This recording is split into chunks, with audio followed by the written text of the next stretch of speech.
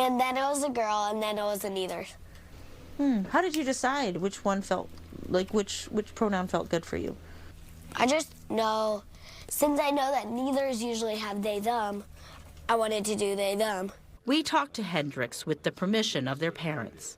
It's scary to be a mom, it's scary to be a parent, it's scary to be Hendricks. Like, I mean, we have had to educate this child in ways that are like far beyond the bounds of what a 7-year-old should know. But Miranda and James say they also hope sharing their family's journey will also help educate others. This is not a journey they anticipated when they started their family. I think my expectation was going into it was much more like, you see, the things going on in the world is pointing that Jesus Christ is coming very soon. The last target of the enemy, on the planet Earth is to destroy the little children. Because the enemy knows that God is going to use the little children in this last day to put them his kingdom.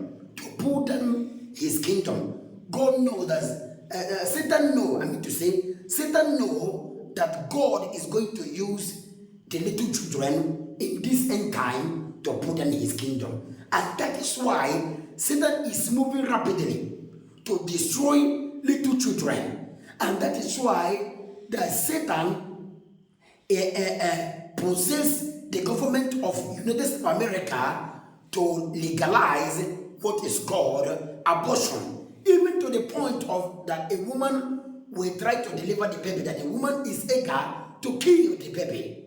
And now, what is the next target?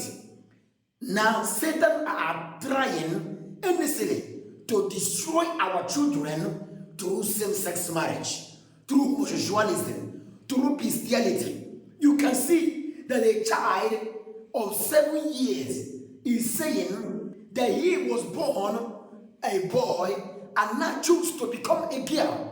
Not only a girl, that he don't belong to a girl or a boy. Their journey with their 7-year-old child in the hopes of educating more people about the transgender experience. KTVU's Claudine Wong has their story. That was the wrong plate. Lunch with Hendricks is a combination of whipped cream, cookies, crackers, and more whipped cream. Given a little more time, we may have ended up with cake. Yeah, I love baking. When I start 2nd grade, I'm going to start my own Instagram channel, and I'm going to do a lot of cakes. On the day we hung out, there were lots of giggles. But children like Hendricks often find themselves the subject of highly charged political conversations. What about your pronouns? Which ones do you like? They, them. Why? Because I was born with a boy body, and then it was a girl, and then it was a neither. How did you decide which one felt, like which pronoun felt good for you? I just know, since I know that neithers usually have they, them, I wanted to do they, them. We talked to Hendricks with the permission of their parents. It's scary to be a mom, it's scary to be a parent, it's scary to be Hendricks. Like, I mean, we have had to educate this child in ways that are like far beyond the bounds of what a 7-year-old should know. But Miranda and James say they also hope sharing their family's journey will also help educate others. This is not a journey they anticipated when they started their family. I think my expectation was going into it was much more like, I'm going to provide all this knowledge and support and love and, you know, kind of mold this child that we're going to have. And it's how much we got in return in terms of them forming us and our thoughts, I never really expected. With hens, I think what James and I always talked about was, you just worry about it being harder and like how you help with that. Hard or not, they say they followed Hendricks's lead. I think when they were probably 2.5 is the first time they like asked for a dress. I feel like as a human, you know what you want and you need. Like, it doesn't matter how old you are, like, you know.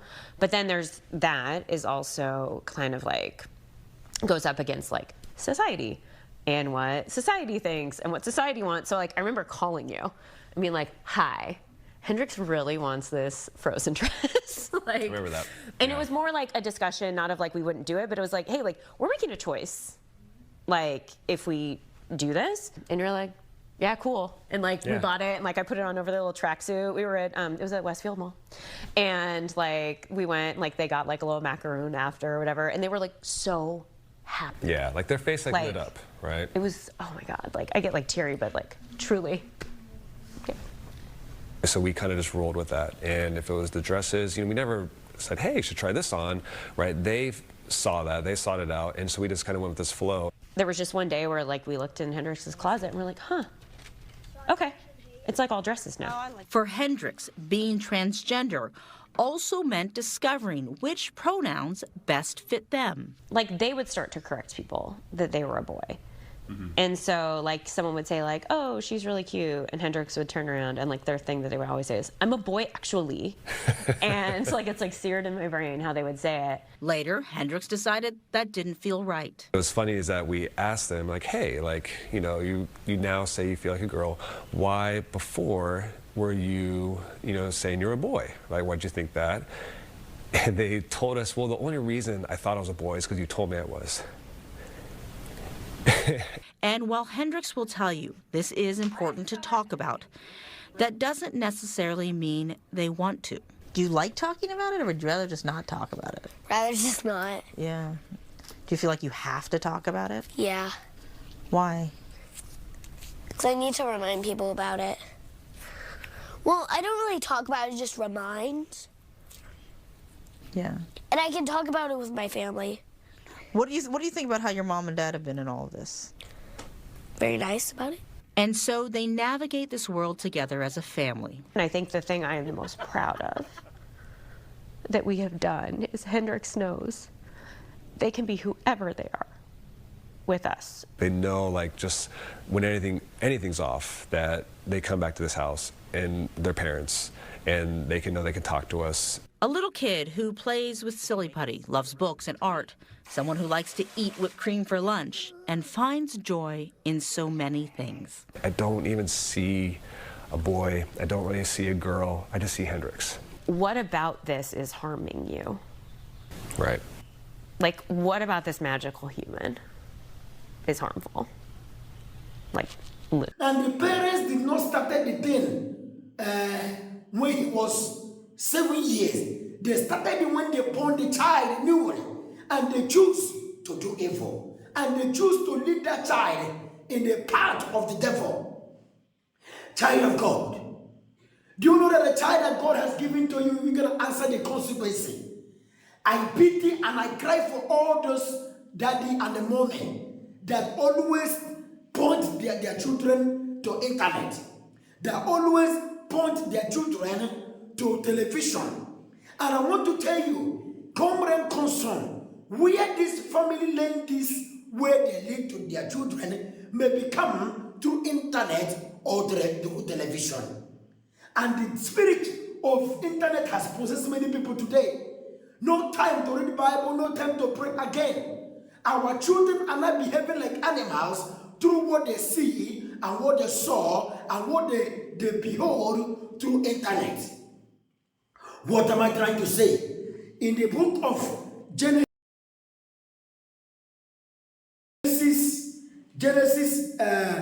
19, verse 10 and 11, the Bible says, but the men put forth their hand and put Lot into the house to them and shut the door. Verse 11. And they smote men that were at the door of the house with the blindness, both small and great, so that they were themselves found, they went themselves to find the door. The Bible says in Sodom and Gomorrah, when Lot was living in Sodom and Gomorrah, not only the grown-up people, men or women, were doing homosexual. The Bible says they were small and great. History is repeating himself again. That is what the Bible says in the book of Matthew 24, that before Christ will come, that which happened in the time of Noah will happen again, and that which happened in the time of Lot shall happen again. What am I trying to say? During the time of Sodom and Gomorrah, even their little children were doing homosexualism, bestiality, same-sex marriage, what they call it, even transgender.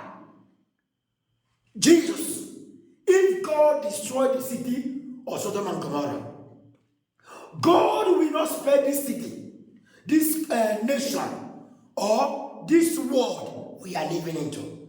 Let me tell you, you may say that your child has no sin.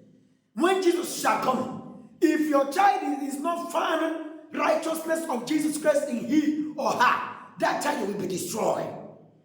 Now let me tell you, when Christ shall come to these parents now, if Christ come today to this parents that lead this child to become a transgender, God will judge that child through the sin of the father.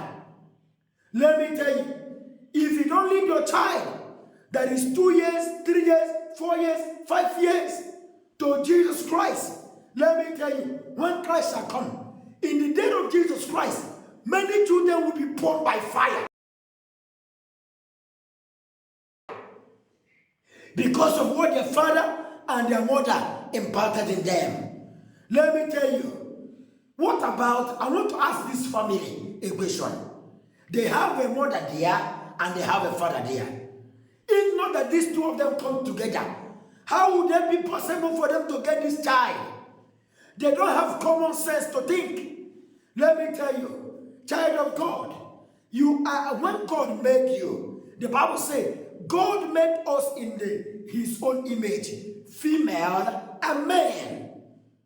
God did not make you to regret yourself. God made this little child to become a boy, and the father and the mother decided that they are going to make this child to become a girl. God is not happy. God is not happy with the movement called LGBT movement. What about the recent news trending everywhere concerning the Catholic Pope called Pope Francis the first Jesuit Pope in the history of Catholicism? He says that he wants the priest of the Catholic Church to be blessing the same-sex couples. Now let me tell you, there is nothing different between blessing the same-sex marriage and also legalizing it. It's the same thing. When you bless them, you are telling them that what they are doing is good. The Bible says, go to the righteous and tell him it shall be well with him. And tell the wicked it shall never be well with him. The Pope telling you to bless a woman and a woman. Hey, or to bless a man and a man. Or to bless a bestiality. Or a pedophile. Is a sin before God. No wonder the Bible said that the beast will speak like a dragon. What about the President of America? When they were interviewing him in the White House, he said, Joe Biden, that he will protect every little child that is a transgender or a homosexual or same-sex marriage. The Bible mentioned in the book of Revelation 13 that America will speak like the dragon. And the dragon today, in the secondary sense, is the Roman Catholic movement. The Pope himself. The Bible said that he will speak like the dragon. America now is behaving like Rome. When Rome is legalizing same-sex marriage, America is doing the same thing. No wonder if you read the book of Revelation 17, from number 1 to number 4, the Bible says that he saw a woman riding a scarlet color beast. And he has a two color, scarlet color and purple. Now, if you go to Catholicism, you will see that the color of the bishop and the cardinals of Rome and the Rome and Vatican is purple and scarlet. That is where the Bible said that the beast will come out from. So it's not a surprise thing that the Pope said that the priest should be blessing same-sex marriage. Before now, Catholic Church has been doing homosexualism in Vatican City. Before now, they have been practicing. All those reverend fathers, all those reverend sisters that say that they don't have a husband or they don't have wife. Let me tell you, many of them go to different far places and marry a woman and have a child. Many of them are homosexual. Many of those sisters that you see doing sister of a thing in Catholic Church are lesbians. It is not a wonder. It doesn't wonder me. I'm not surprised of it. What am I trying to say, child of God? If God destroyed Sodom and Gomorrah because of same-sex marriage, God will never spare this generation. God will never spare this generation. We are in the end time. According to history, I'm going to talk about this thing any month from now. This Pope ruling today, called Pope Francis, may be the last Pope in the generation of this world. He can fulfill all the things written in the Bible, and very soon he himself may sign persecution against those that keep the commandments of God and have the faith of Jesus Christ. Child of God, we are in a world that sinners are prospering. We are in a world where those that are worshiping the devil, those that are doing iniquities, are prospering more than the children of God. It shall never be a thing of surprise to us that we are seeing these things. But this is telling us that time of grace, probation time, is about to end. What are you doing? Guide your children. Their target is to destroy our children, to teach our children that they are not boy or they are not girl. Let me tell you, this parent says that they born this child, that the child can choose whether he is a boy or a girl. This is a fallacy. There is a different thing between a boy and a girl. And God made a difference by which to know a girl and by which to know a boy. Are you the God that created this boy? Child of God, iniquity shall abound and the love of many shall wax cold. Let us get ready, because a time shall come, anger of God, and anger of God will pour upon this world. Anger that no human being can heal. God. At the Vatican, an important shift by Pope Francis in recognizing same-sex couples. Molly Hunter reports. Tonight, a radical step of inclusion. Pope Francis giving his permission for Catholic priests to bless same-sex couples. A change of perception, if not doctrine, and reflective of Francis's own more pastoral vision. Pope Francis deals in big picture, broad brush. He sends a broad message.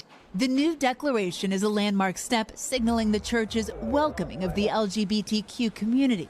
But the document signed by Pope Francis stresses that the blessing of same-sex couples is not the same as a marriage sacrament in the eyes of the Church. I'm sure many people won't be satisfied with this. They would think that it's anything short of marriage, anything short of equality is offensive. And on the other hand, some people will see this as an incremental step. The U.S. Conference of Catholic Bishops said in a statement, each of us needs God's healing love and mercy in our lives. It's an overdue decision, but I'm glad that it's been made. I think that's a great step forward. I think that's wonderful news, to be honest. Long overdue. You know, if Jesus said love was love, then love is love, isn't it? The door now open for so many who have not always felt welcome, thanks to an aging pope still sparking controversial discussions. I think it will be taken as a step toward eventually allowing marriage. That's not what the Vatican is saying, but that's surely the way it will be perceived by many people. Molly Hunter, NBC News.